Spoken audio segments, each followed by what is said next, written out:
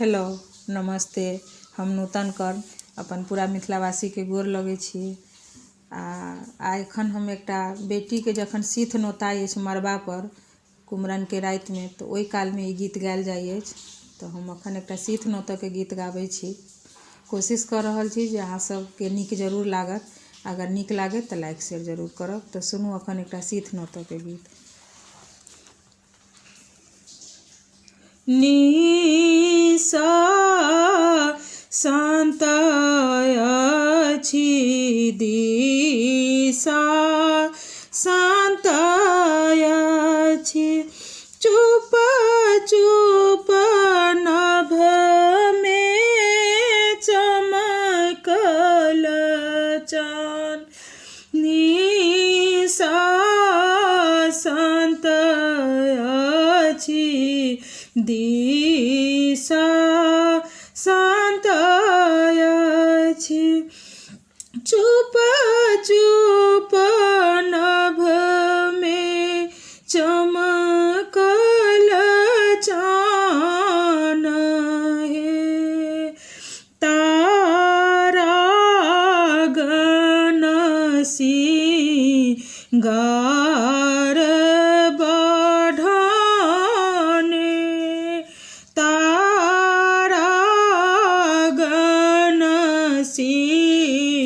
सिंगार बढ़ाने,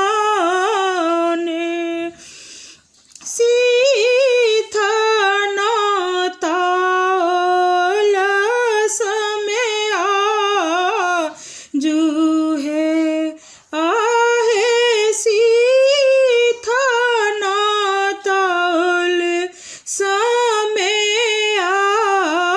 जूहे, बाबा लग में अछत चानन, पाट पटांबर के परिधान है। भूषित अछि भूषण अति सुंदर, धिया सीथ के परम विधान है। आहे धिया सीथ के परम विधान है। सीथ नोताऊ